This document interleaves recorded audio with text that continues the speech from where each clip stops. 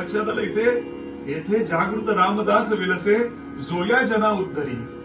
प्रत्यक्ष रामदास माऊली आहेत तिथे. काय करावं श्रीधर स्वामींनी? एक रुटीन बसवून घेतलं. पहाटे 3 वाजता उठावं, व्यायाम करावा, या समाधी मंदिरामध्ये जाऊन सगळी स्वच्छता करावी. त्यांना असं वाटत नाही हो की हे समर्थ रामदासांची समाधी आहे. त्यांना प्रत्यक्ष रामदासच दिसत आहेत. रामदासांचीच मी सेवा करतोय, समर्थांचीच मी सेवा करतोय. किती वर्ष सेवा केली हो? 15-20 वर्ष, 25 वर्ष केली का सेवा? 3 वर्ष सेवा केली, फक्त 3 वर्ष. पण ती सेवा इतकी कठोर उपासना केली, वर्णन करतात जणू काही टेंबे स्वामींचं चरित्र असावं असं श्रीधर स्वामींचं चरित्र आहे. 16 पाळणारा आहे हा मुलगा. जर सतरंजीला पाय लागला सोहळ्यामध्ये, पुन्हा त्या तळ्यावरती यावं, आंघोळ करावी, पुन्हा वस्त्र परिधान करावं आणि मग पूजेला जावं. वर्णन करतात पायामध्ये चप्पल नाहीये, थंडी आत्ता गडावरती हू म्हणून असते, प्रचंड थंडी असते आत्ता गडावरती. मे महिना सोडला की आषाढ ते अगदी जानेवारी पर्यंत साधारण, त्यावेळेला तर किती असेल. वर्णन ते करतात, अनवाणी चालतो हा मुलगा. सेवा असते म्हणजे काय?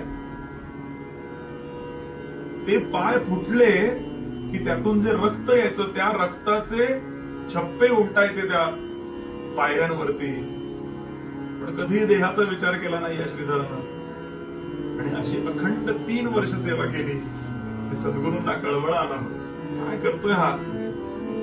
समाधीमध्ये असताना अनेकांनी अन्याय केला. हा खोटारडा आहे, हा ढोंग करणार आहे म्हणून समाधीचं दर्शन बंद केलं. काय करावं श्रीधरानं? त्या समाधी मंदिराच्या पाठच्या बाजूला एक छोटीशी खिडकी आहे.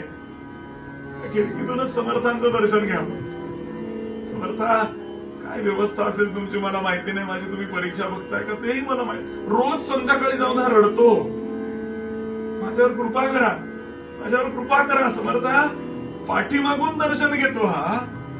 आणि बरोबर 3 वर्षानंतर प्रत्यक्ष सगुण रूपामध्ये समर्थ रामदास स्वामी या श्रीधराला दर्शन देतात. त्याचे पुढे श्रीधर स्वामी झाले. म्हणून सत्कर्म परिपाकांते भवेत सद्गुरु दर्शनम.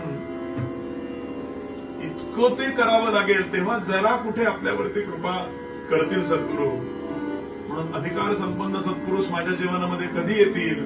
तर सत्कर्मांचा परिपाक झाल्यावरती येतील, असं शुकदेव राजा परीक्षितीला सांगतात.